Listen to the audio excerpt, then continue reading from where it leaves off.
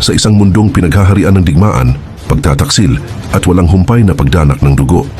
Isang pangalan ang kinatatakutan ng lahat, Ghislaine, ang walang awang bayarang mandirigma. Minsang itinuring na alamat sa larangan ng digmaan, siya ang sandatang ginagamit ng mga hari ngunit kinatatakutan ng mga sundalo. Ngunit kahit ang pinakamalakas ay maaaring mamatay, lalo na sa kamay ng kanyang sariling kaalyado. Pinagtaksilan, pinatay, at isinumpa ng sariling kaharian na minsang pinrotektahan niya. Ngunit sa isang bugso ng tadhana, muling nagbukas ang kanyang mga mata sa nakaraan. Ngayon si Ghislaine ay hindi na basta isang mandirigma, siya ay isang aninong may misyon, may plano. Tunghayan ang kanyang pakikibaka hindi lamang upang itama ang nakaraan, kundi upang ipaghiganti ang kahariang winasak ng mga traidor, isang hakbang bawat kaaway, isang plano bawat galaw. Ito ang kwento ng isang sundalong bumalik, hindi para mabuhay, kundi upang maghari sa sarili niyang paraan. At ang pamagat ng ating kwento, The Regressed Mercenary has a plan. Tahimik na pinagmasdan ni Jillian ang pari at sinabing hindi niya inaasahan ang ganoong uri ng lakas. Tumango si Ghislaine, na lalong napanatag kapag naroon ng isang pari sa kanyang hukbo, lalo't malinaw na gumagalaw pati ang simbahan sa panig ng mga royalista. Dahil dito, maaari na siyang kumilos ng mas malaya, at pagkasabi noon, iniutos niya kay Jillian na dalhin ang isang lalaki. Nagpalit muli ang tagpo, sa isang bahagi ng kuta, gumugulong si Kerr sa lupa habang walang awang binubugbog ni Lucas, nilang ang mga kabalyero sa paligid, hindi makapaniwala na ganoon kadaling natalo ang lider nila. Malamig na nagngisi si Lucas, tinutuligsa si Kerr kung yun na ba ang bantog na kanang kamay ng kanilang Panginoon. Nagngalit ang bagang ni Kerr sa inis at galit, at sa huli ay muli siyang nagbuwal ng isang sigaw habang inihahagis ang sarili pabalik sa laban. Hindi na napigilan ni Kerr ang sarili sa patuloy na panunuyan ni Lucas, muli siyang sumugod, ang bawat galaw ay pinapagalaw ng hilaw na galit, nilamon ng provokasyon ang kanyang katwiran, at sa kanyang isip ay wala nang ibang umiiral kundi ang pagnanais na manakit. Sa pagkakita ng padalos-dalos na pagsalakay na yun, isang mapaglarong ngiti ang sumilay sa labi ni Lucas. Sa loob-loob niya, nahuli na ang isda, nakagat na ang pamain. Inihanda ni Lucas ang kanyang tindig, handang patumbahin ang bugso ng emosyon na bumubulusok palapit sa kanya. Ngunit bago pa magbanggaan ang dalawa, isang aninong mabilis na sumingit sa pagitan nila. Si Jillian, ang biglaang pagpasok niya ay tila naglikha ng alon ng katahimikan. Ang mga kabalyerong kanina ay nagkakatuwaan at sumisigaw sa kasabikan. Huminto sa isang iglap, ang magulong paligid ay biglang nagbago, mula sa marahas na santukan tungo sa isang nakapangingilabot na katahimikan, parang isang mabigat na hukuman. Hingal at puno ng galit, si Kerr ay napalingon sa matandang lalaki at mariing nagtanong kung bakit siya pinigilan. Ngunit si Jillian, gaya ng dati, ay nanatiling parang bundok, hindi natitinag, sa seryoso at malamig na tinig. Sinabi niya sa kanilang dalawa na tama na iyon. Kaagad na ibinaba ni Lucas ang kanyang tindig. Humakbang siya paatros, tila relaxed, at sa halip na tumahimik ay muling tinukso si Kerr. Ang kanyang boses ay puno ng pangungutya habang ipinapahiwatig niya ang autoridad ni Jillian, na parabang sinasabing naroon ang tunay na kanang kamay. Sa mga salitang yon, tuluyang pumutok ang galit ni Kerr. Muli niyang sinubukang suntukin si Lucas, desperadong burahin ang mapanuyang ngiting yun sa kanyang mukha. Ngunit muli siyang napigilan ni Jillian, ang depensa ng matanda ay ganap, walang puwang para sa pagtutol. Lalong kumulo ang pagkadismaya ni Kerr, para itong tunaw na lava na umaakyat mula sa dibdib patungo sa lalamunan. Sinigawan niya si Jillian, ang boses ay nanginginig sa galit, nagmamakaawang pakawalan siya at sumisigaw na hindi pa tapos ang laban. Dito nagsimulang maubos ang pasensya ni Jillian, biglang bumigat ang hangin sa paligid, sa isang makinis at mabilis na galaw, inikat niya ang braso ni Kerr, ikinandado ang kasukasuan, at saka malakas na tinamaan ng palad ang dibdib nito. Isang nakabibinging paghampas, tila winasak ng tama ang katawan ni Kerr, at siya'y tumilapon paatros, gumugulong sa lupang habang sumasabog ang alikabok sa paligid, umubos siya ng dugo, yakap ang dibdib, pilit na humihinga habang nagpupumiglas sa sakit. Habang nakahandusay sa lupa si Kerr, pilit na bumabangon ngunit bigong magawa, tumingin si Jillian pababa sa kanya, ang kanyang titig ay malamig, at ang tinig ay may bigat na hindi maaaring suwayin. Inutusan niya si Kerr na panatilihin ang dignidad sa harap ng kanyang mga nasasakupan. Nanigas si Kerr, ang hiya ay mas mabigat pa kaysa sa suntok na tinamo niya. Pagkatapos noon, tinalikuran ni Jillian ang natalong kabalyero at hinarap si Lucas. Tahimik niyang sinabi rito na sumama siya, hinihintay daw siya ng Panginoon. Habang papalayo ang dalawa mula sa lugar ng ensayo, napabuntong hininga si Kerr, sinundan niya ng tingin ang kanilang pag-alis. Ang galit ay nagliliyab sa kanyang mga mata, mariin niyang kinuyam ang kamao sa lupa, isang anyo ng ganap na kawalan ng magawa. Isang tingin yun na napansin din ni Jillian nang siya'y sumulyap pabalik sa huling pagkakataon. Sa sandaling yun, na naglalakad sa tabi ng matanda, biglang natawa si Lucas ng malakas, ang tunog ng kanyang halakhak ay umalingaw sa tahimik na pasilyo, nakakainis at tila nanunuya sa katahimikan. Nagtanong si Jillian kung ano ang nakakatawa, umiling si Lucas habang patuloy ang mahinang pagtawa, ikinwento niya ang kanyang unang impresyon sa kanilang Panginoon, na ang unang utos sa kanya ay ang makitungo sa isang mababang tauhan, dahil doon, naisip niyang isang ang kakaibang nilalang ang kanilang Panginoon. Karaniwan, ang mga Panginoon ay interesado lamang sa teritoryo o ginto, ngunit malinaw na hindi yun ang inuuna ng isang tulad niya. Ngunit ang Panginoong ito ay kabaligtaran, mahigpit niyang minamandohan maging ang pinakamaliit na galaw sa hanay ng kanyang mga kabalyero. Sa kalaliman ng gabi, tahimik ang lugar ng pagsasanay. Wala ni isang tao roon, maliban sa isang nag-iisang anyo. Si Kerr ay naroon, walang tigil sa pag-ensayo, ang kanyang espada ay humahawi sa hangin ng may bagsik na halos sumasagad na sa pagkabaliw, ang bawat hataw ay puno ng galit, hindi pa rin niya mabura sa isip ang kahihiyang dinanas niya kanina, ang mga panlalait ni Lucas, ang walang kahirap-hirap na pagkatalo niya kay Jillian, at ang dugong inubo niya, paulit-ulit itong umiikot sa kanyang isipan, parang bangungot na ayaw maglaho. Bigla siyang may nakaramdam na galaw, hindi na nag-isip pa, kumilos siya sa dalisay na likas na gawi, iwinasiwas niya ang espada patungo sa pinanggalingan ng galaw, hindi alintana kung sino ang naroon. Madaling sinalag ni Ghislaine ang hampas gamit lamang ang kaluban ng kanyang espada, hindi man lang niya ito binunot, tahimik niyang pinagmasdan ng hingalin at pawisan na kabalyero bago nagsalita, na para bang casual lamang ang tanong, narinig daw niya na natalo si Kerr ng isang bagong dating. Marahang ibinaba ni Kerr ang kanyang sandata at pinunasan ng pawis sa noo, hindi niya sinuklian ng tingin si Ghislaine, sa halip, tumalikod siya at malamig na sinabi na kung naroon lang ito para manukso, mas mabuting pakialaman na lamang nito ang sarili niyang gawain. Hindi nagpakita ng galit si Ghislaine sa kawalang galang, sa halip, mahinahon niyang ipinasok ang kamay sa loob ng kanyang balabal, sinabi niyang kunin ni Kerr ang bagay na yon. Nang magtaka si Kerr at lumingon, hinagis sa kanya ni Ghislaine ang isang aklat, nasalo niya ito sa gulat, isa itong nakabind na mano-manong mukhang isinulat mismo sa kamay. Ipinaliwanag ni Ghislaine na isinulat niya roon ang isang binagong paraan ng mana cultivation at teknik sa espada na bagay para kay Kerr, at inutusan niya itong pag-aralan ng mabuti. Sa unay duda si Kerr, agad niyang binuklat ang aklat sa ilalim ng liwanag ng buwan, habang sinusundan niya ang mga diagram at binabasa ang mga tala, unti-unting naglaho ang kanyang pag-aalinlangan, nang bumungad sa kanya ang lalim ng kaalaman at ang kahusayan ng daloy ng mana na inilalarawan doon, nanlaki ang kanyang mga mata sa pagkabigla. Kailanman ay wala pa siyang nakitang ganitong uri ng kaalaman. Hindi niya alam ang sasabihin, isang bugso ng hiya ang damaloy sa kanya dahil sa kaninang pagiging bastos. Nahihiyang sinabi niya na ang ganitong bagay ay mas nararapat ibigay sa lalaki na may sibat, at nagtanong kung bakit siya ang pinili. Walang anumang emosyon sa mukha ni Ghislaine, sa halip, iniunat niya ang kamay at malamig na humingi na ibalik ang aklat. Biglang kinabahan si Kerr. Kumislap ang gulat sa kanyang mukha habang mahigpit niyang niyakap ang aklat sa dibdib at sinabing ayos lang, itatago niya ito at iingatan. Ibinaon ni Ghislaine ang kamay at tumitig ng diretso kay Kerr bago ibigay ang matapat na katotohanan, sinabi niyang simple lamang ang dahilan ng pagkatalo nito, mahina ang mga pundasyon niya, may hangganan ang karanasan at likas na galaw kung walang matibay na batayan. Matapos ibigay ang payong yun, tumalikod si Ghislaine at nagsimulang maglakad palayo, unti-unting nilalamon ang anino ng gabi. Ngunit pinigilan siya ni Kerr, ang yabang at pride na karaniwan ay pumipigil sa kanya ay nawawala na, sa taos-pusong pasasalamat at pagkilala sa napakalaking halaga ng ibinigay sa kanya, yumuko siya ng malalim kay Ghislaine. Nang makita ni Ghislaine ang anyong yun na puno ng katapatan, isang halos hindi mapansing ngiti ang sumilay sa kanyang mga labi, hindi siya lumingon, ngunit bahagya niyang itinaas ang kamay bilang pagkilala, sinabi niyang magpakatatag si Kerr at lumago ng mabuti, magkikita pa sila kinabukasan. Mabilis na lumipas ang panahon sa Hilaga, isang buwan matapos ang digmaan, tuluyang nagbago ang tanawin ng nasasakupan, matapos masakop ang teritoryo ng Cavaldi, mabilis na lumawak at naging matatag ang lupain ng Fenris, kumilos sila ng may walang awang efficiency, inagaw nila ang mga ari-arian ng dating konde at ng mga basalyo nito, pinuno ang dating hungkag na kaba ng yaman, upang maibalik ang loob ng bayan na winasak ng digmaan, na mahaji sila ng pagkain sa mga tao.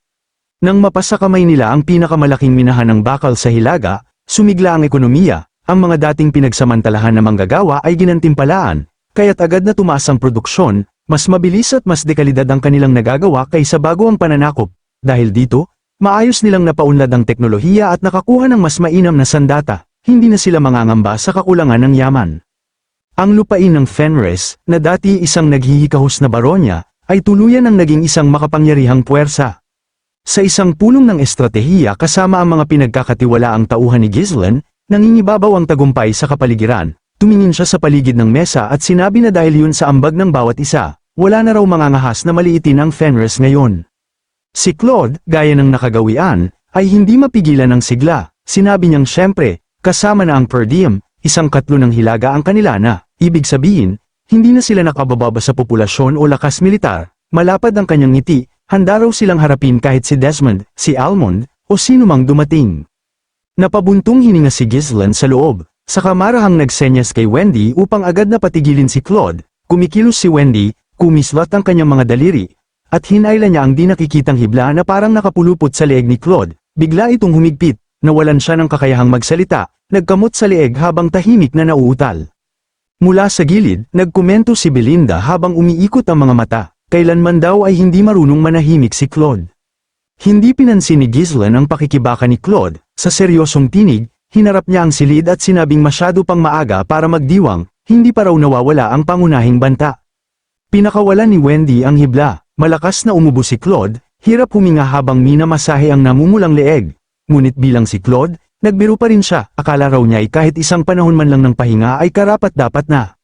Biglang sumabat si Vanessa, kapansin-pansin ang kaba sa kanyang mukha, saglit siyang nagatubili, nilalaro ang mga papel sa kamay, bago nagsalita, sinabi niyang ang mga salamangkero ay paulit-ulit na nagsasabing lubos na silang pagod. Tumingin siya kay Gislen na may halong pagsusumamo at nagtanong kung ano ang dapat niyang gawin.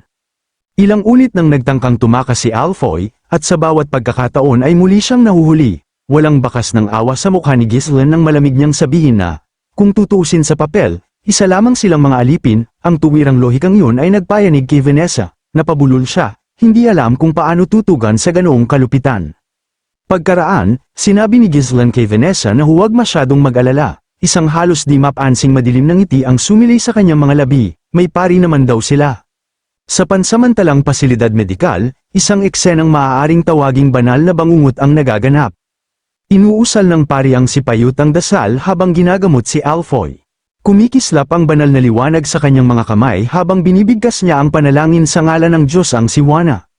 Ngunit bigla siyang pinutol ni Alfoy, hinawakan nito ang laylayan ng kanyang kasuutan, bumubuhos ang luha, at desperadong nakiusap na huwag na siyang pagalingin. Sumisigaw siya nang wala sa sarili, nagmamakaawang iwan na lamang siyang labis na pagod, ayaw na raw niyang magtrabaho, pilit siyang gumagapang palayo, ngunit mahigpit siyang hinawakan ng isang kabalyero at hindi hinayaang makawala. Mahigpit na sinabihan ng kabalyero si Alfoy na tumanggap ng gamutan ng walang pagtutol. Kitang-kita ang pag-aalalang bumalat kay Payot.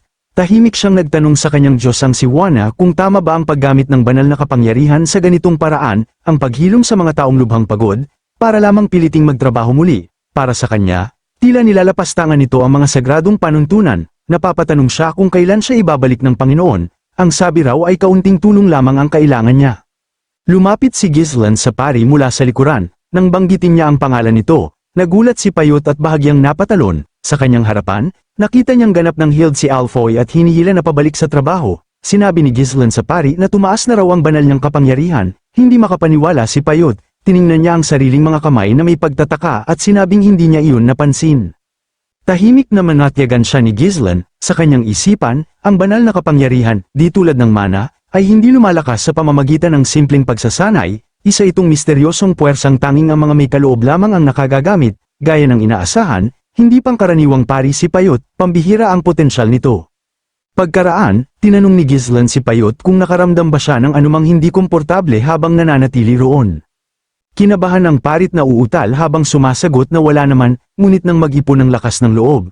Inamin niyang iniisip niya kung kailan siya maaaring bumalik sa simbahan. Tumango si Gislen nang may kabaitan at sinabing maaari na siyang umalis. Lubos na ikinagulat iyon ni Payot, inaasahan niya ang pagtanggi. Idinugtong ni Gislen na malaki ang naitulong ng Fenris sa kanyang dedikasyon at nais niya itong suklian. Samantala, sa kabiserang Cardinia, nagsisimulang gumalaw ang tanawing pampulitika.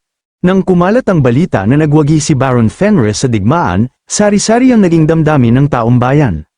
Sa mga tavern at lansangan, naglipa na ang mga bulong-bulungan. May nagsasabing nilusob daw ni Baron Fenris ang kastilyo ng Cavaldi sa pamamagitan ng paglipad sa himpapawid. May tumatawang umiling at sinabing puro kalokohan, naging ibon na raw ba ang Baron? May iba namang nagbubulungan ng may pangamba at paghanga, sinasabing hinati niya ang tarangkahan gamit ang talam ng aura, maliban na lang kung isa siyang master ng espada, imposible raw yun. Ang mga nag-aalinlangan ay umiling, kung iisipin ng lohikal, gawa-gawa lamang ang lahat para palakihin ang reputasyon niya. Totoo man o hindi, nasa lahat ng labi ang pangalang Fenris. Pumasok si Ghislaine sa ari-arian ng Brantford, taimtim ang hakbang habang kasabay sina Belinda at ang paring babae. Sa enranding pasilyo, naroon si Lady Rosaline na naghihintay sa kanya. Agad lamambat ang titig ni Ghislaine nang masilayan siya, saglit na naglaho ang pinatigas na anyo ng isang mandirigmang hinubog ng digmaan. Maingat at banayad niya itong tinawag, ginang ko. Tinanong niya, kung siya ba ay maayos lamang, namula si Rosaline sa mga salitang yun ni Ghislaine, pinagsalikop niya ang kanyang mga kamay at nagsabing magaan ang kanyang loob dahil ligtas si Lord Ghislaine. Bahagyang yumuko si Ghislaine bilang pasasalamat at sinabi na nagpapasalamat siya sa pagpapadala nito ng mga taong may kakayahan, dahil sa kanya, ang pari ay nakatulong ng malaki sa kanila. Bahagya ring yumuko si Rosaline bilang tugon at sinabing ikinagagalak niyang nakatulong siya. Paglingon niya kay Payot, sinabi niyang maaari nang bumalik ang pari sa orden ngayong tapos na ang atas, tinawag siya ni Payot na Lady Marquis, at agad na nagpasalamat, tila isang bilanggo na kakalaya lamang, mariing napabuntong hininga si Payot at naisip, sa wakas, tapos na ang una kong pagpapadala, ang teritoryo ng Fenris ay teknikal na maayos tirhan. Ngunit sa isip, lubha itong nakapapagod, nakapanghihina ang masdan ang mga taong halos magtrabaho hanggang mamatay. Ngunit bago pa man niya matapos ang mapayapang pag-iisip, muling nagsalita si Ghislaine, sinabi niya kay Rosaline na may hiling siya ukol sa pari, muling nang inigsipayot sa mga salitang yon, tila unti-unting naglalaho ang inaasahan niyang kalayaan, sa sandaling yon, lumapit ang isang kabalyero at inabala ang usapan, sinabi niyang naghihintay na si Marquis Brantford. Tumango si Ghislaine, lumapit siya kay Rosaline, masyadong malapit para sa dalawang simpleng magkakilala, at mahinaong nagtanong kung maaari ba siyang makahingi ng oras nito mamaya. Namula si Rosaline at napangiti, ang kanyang mukha'y naging kaibig-ibig na kulay rosas, at sumagot ng, "Siyempre, mabigat ang hangin sa pagitan nila." Worry, dalawang magkasintahang nagkita matapos ang mahabang panahon, ramdam sa paligid ang mapaglarong harutan, sapat para maging alangan ang pakiramdam ng lahat ng nakasaksi. Pumasok si Ghislaine sa silid pulong, dito, kapansin-pansing naiiba ang atmosfera, ang mga mata ng mga maharlikang kabilang sa pangkat ng mga royalist ay puno ng kasiyahan. Tinitingnan nila si Ghislaine bilang isang mahalagang puhunan, ngunit nanatiling kalmado si Marquis Brantford, nakaupo siya sa ulunan ng mesa, hindi mabasa ang kanyang ekspresyon, sinabi niya kay Ghislaine na siya'y huli na. Bahagyang yumuko si Ghislaine, nananatiling magalang ngunit hindi nagpapakababa, at humingi ng paumanhin, sinabing nagtagal ang pagpapatatag ng teritoryo, ang kataas-taasang commander na nakaupo sa malapit ay, gaya ng dati, hindi napigilan ng sarili, pasiga na senite si Ghislaine, sinasabing dapat ay nagmadali siyang pumunta roon agad dahil sa bigat ng panawagan. May ngiting sumilay sa labi ng mataas na hukom habang pasulong siyang yumuko at pinaalalahanan ng kataas-taasang commander na panatilihin ang dignidad. Itinaas ng Marquis ang kamay upang patahimikin ang silid, sinabi niya kay Ghislaine na naipahayag na niya noon pa, sa bawat pagkilos nito, dapat isaalang-alang ang dangal ng Marquis, bumaba ang tono ng kanyang tinig, naging mapanganib, habang sinasabing kung nabigo si Ghislaine na talunin si Count Cavaldi, parehong mapapahamak ang pangkat ng mga royalist at ang dangal ng Marquis, masasamantala yun ang pangkat ng mga duke, na tuluyang magpapatibay sa kanilang posisyon. Samandal siya, itinitig ang mga mata kay Ghislaine, hindi dahil patron niya ang Marquis ay palalampasin na nito ang lahat ng unilateral na pagkilos, isang mabigat na pagkakamali ang isipin yun, inutusan ng Marquis si Ghislaine na magsalita at ipaliwanag ang lahat tungkol sa digmaan, patunayan niya ito. Sumikip ang hangin sa pagitan ng dalawang lalaki, napigilan ng buong silid ang paghinga. Sa seryosong tinig, sinabi ni Ghislaine, hindi siya lumalaban sa mga digmaang hindi niya kayang panalunan, kalma ang kanyang boses, malinaw na humihiwa sa tensyon, nakakita siya ng pagkakataon at agad niya itong sinunggaban, yun lamang ang lahat, sandali siyang huminto, hinayaan ang bigat ng mga salita na lumubog, idinagdag niya na hindi siya naroon upang balikan ang nakaraan, kundi upang pag-usapan ang susunod na dapat gawin. Bahagyang nagulat ang Marquis sa kanyang mga salita, inaasahan niyang mga dahilan, hindi isang estratehiyang nakatuon sa hinaharap, umupo si Ghislaine at kinuha ang kanyang lugar sa mesa, taglay ang kumpiyansa ng isang pinuno, tiningnan niya ang Marquis ng diretso at may paggalang na nagpahayag, hinihiling ko na ako'y italaga ng Marquis bilang commander ng hilagang hukbo.